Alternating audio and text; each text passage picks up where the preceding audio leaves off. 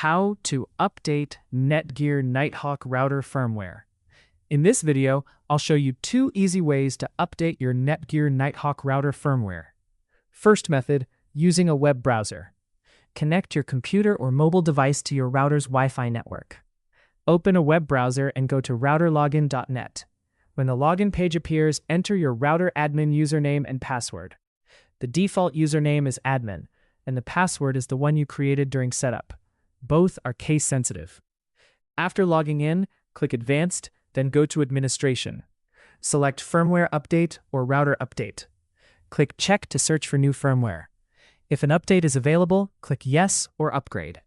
The router will update and restart automatically. This may take a few minutes. Second method, using the Nighthawk app. Connect your phone to your router's Wi-Fi network. Open the Nighthawk app and log in to your My Netgear account if prompted. Enter your router admin username and password. Tap your router image to open router settings. Scroll down and tap Check for updates. If new firmware is available, tap Update. Wait for the update to finish and let the router restart. And that's it. Your Netgear Nighthawk router firmware is now up to date.